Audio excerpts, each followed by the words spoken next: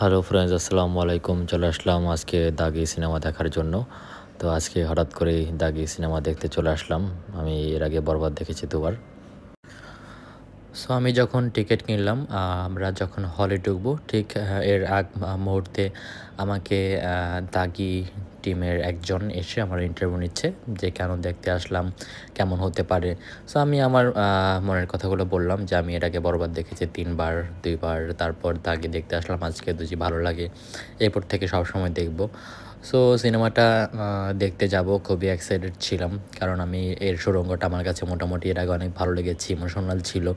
So এই জন্য আমি আজকেও যাচ্ছি। সো বিশেষ করে এই সিনেমার যে নায়িকাটা, তাকে আমার একদমই পছন্দ না। তার চেহারাটা দেখতে যেমন কেমন যেন লাগে, একদম অদ্ভুত লাগে, বাজে লাগে। সো ফাইনালি আমি টিকিট সংগ্রহ করে ফেললাম। টিকিটটা আমি কেটেছিলাম প্রায় ৩ ঘন্টা আগে। সো টিকিটের প্রাইস হচ্ছে ৬০০ টাকা, কিন্তু যে হলে বসেছিলাম সেই হলটা কেমন যেন হলপিন লাগছিল। সো সিনেমা শুরু হয়ে গেল। সো দেখা শুরু করলাম। সিনেমাতে খুবই সুন্দর ছিল। এই ভিলেনটাকে খুব ভালো লাগে, ইদানিং সবচেয়ে বেশি অভিনয় করছে। তারপর নিশো ছিল, নিশোর অভিনয় ছিল অসাধারণ, দুর্দান্ত। সো আমার কাছে কেমন যেন মনে হচ্ছিল একবার মাঝে মাঝে নাটক দেখতেছি নাকি সিনেমা দেখতেছি, একটু কনফিউজড হয়ে গিয়েছিলাম। যেহেতু তাকে আমরা নাটকে দেখে অভ্যস্ত, তাই আমরা হয়তো ওরকম করে মুভিতে আরফান নিশোকে নিতে পারছি না।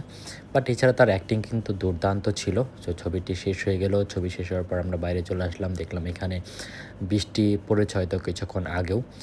তো ছবিটি শেষ করে ফেললাম। আমার কাছে মোটামুটি ছবিটি, আমি যদি পার্সোনাল মতামত দিই, মোটামুটি ভালো ছিল, খারাপ না, চলে আর কি। বাট আরেকটু বেটার হওয়া দরকার ছিল, যেহেতু সুড়ঙ্গটা এর চেয়ে বেশি বেটার ছিল। আই থিঙ্ক পরিচালকের কিছু কারিশমা রয়েছে ছবি ভালো করার জন্য। রায়হান রাফি যেহেতু বস, সেজন্য তার প্রত্যেকটা ছবি সুন্দর হয়।